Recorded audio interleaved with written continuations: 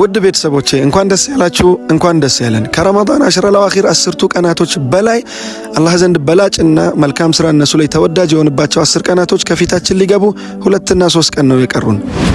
ቢስሚላህ ሙእሚን እዚች አጭር ህይወት ላይ ሲኖር፣ እዚች አጭሯ ዱንያ ላይ ሲኖር የተለያዩ የኢባዳ ውድ የሚሆንባቸውን ቀናቶች በጉጉት እየተጠባበቀና እየተጠቀመባቸው ነው የሚኖረው። ነብዩ ሰለላሁ ዐለይሂ ወሰለም በዚህ ዓመት ውስጥ ከሚሽከረከሩ ቀናቶች ውስጥ በላጭና ውድ የሆኑ ቀናቶች የትኞቹ እንደሆኑ በዚህ ሐዲታቸው መስክረዋል። ምን ይላሉ ነብዩ ሰለላሁ ዐለይሂ ወሰለም? ማ ሚን አያሚን አልዓመሉ ሷሊሑ ፊሂነ አሐቡ ኢለላህ ሚን ዐሽሪ ዚልሂጃ።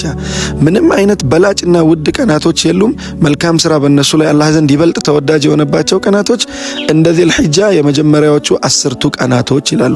አብዛኛው ዑለማዎችም በቀን ደረጃ ሌሎችን ሳይጨምር በቀን ደረጃ የዙልሂጃ 10ቱ ቀናቶቹ ከረመዳን ከየትኛውም አሽረል አዋኺርንም ጨምሮ ከየትኛውም ቀናቶች የበለጡና መልካም ስራ እነሱ ላይ አላህ ዘንድ የበለጠ ተወዳጅ የሆነባቸው ቀናቶች የሉም ብለው ስለ ዙልሂጃ 10ቱ ቀናቶች በላጭነት ይመሰክራሉ። ሷሊህ አልዑሰይሚን ታላቁ ዓሊም ምን ይላሉ? ረመዳን ቀኑ ክፍል ላይ 2 ረካ የሰገደ ሰውና አሽሩ ዙልሂጃ ቀኑ ክፍል ላይ 2 ረካ ከሰገደ ሰው የበለጠ ተወዳጅና ምርጥ ስራ የሰራው ማን ነው ተብለው ሲናገሩ አሽሩ ዙልሂጃ ላይ የሰገደ ሰው ነው ብለው ትልልቅ ዑለማዎች እንደዚህ አይነት ምስክርነት የሰጧቸው ብርቅዬ ቀናቶች ከፊታችን እየገቡ ስለሆኑ የተለያየ የወንጀል ሀጃ፣ የዱንያ ሀጃ፣ የሚያሳስቡን ሀጃዎች፣ የተለያዩ አይነት ብዙ ኢማናችንን ያጎደሉ ነገሮች ስላሉ በእነዚህ 10ቱ ቀናቶች ላይ ኢባዳ ላይ ተጠናክረን ራሳችንን በደንብ ተጠቅመንበት በኢማን ሞልተን ልንዋብበት የሚገቡ ቀናቶች ናቸው።